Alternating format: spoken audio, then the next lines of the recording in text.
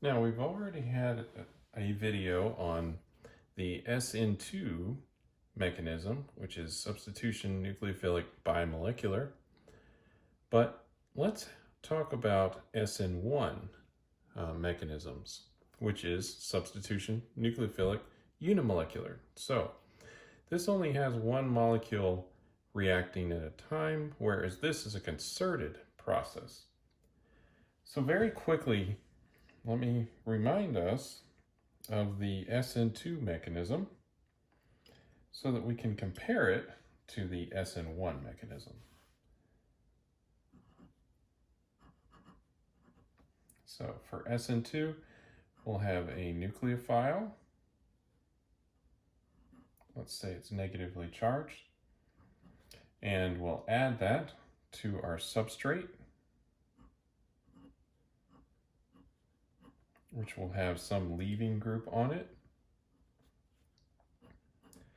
And then what we'll do is we'll have this nucleophile do a backside attack on that carbon, and simultaneously our leaving group will leave, and then we'll, in one step, but two molecules together, we will have our reaction accomplished.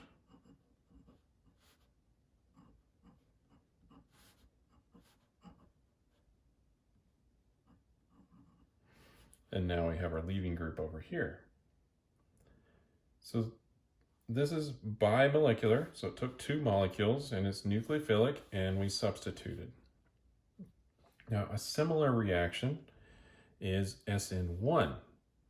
Now, an SN1 actually occurs in two steps because it's unimolecular, but we still need the nucleophile to attach, but in a second step. So, SN1 now. So we'll start off with our same substrate here. We have our leaving group, and what will happen is a heterolysis.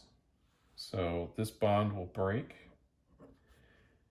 and letting the electrons leave with the leaving group. And we'll make what's called an intermediate. This is a carbocation intermediate. And we'll have our leaving group.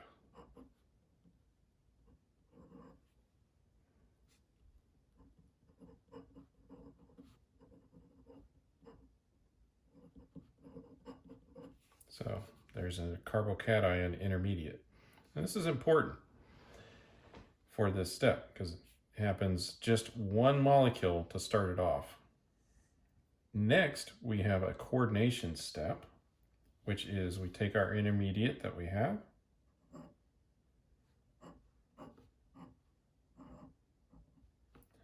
and we're going to coordinate a nucleophile to it. So I'll just write that over here. Same kind of nucleophile over here. And we have a coordination step, which makes our product.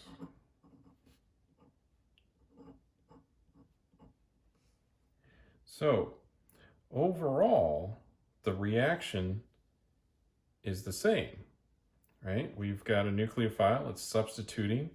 We have a leaving group over here, same over here, and we've made the same product. Now, in some cases, we may get the same product out of both of these reactions, and in some cases, we might not.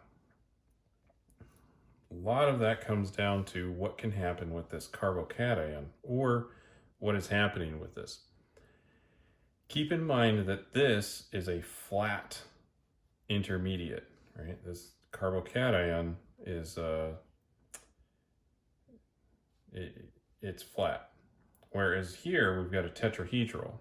So when we have stereochemistry like an R or an S possible, right, a chiral molecule, then these two reactions will produce different results.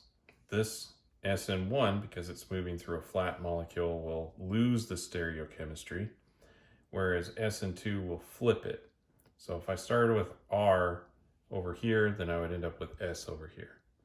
The reason why I said sometimes they produce the same product is sometimes our products are not chiral, and so that would not apply.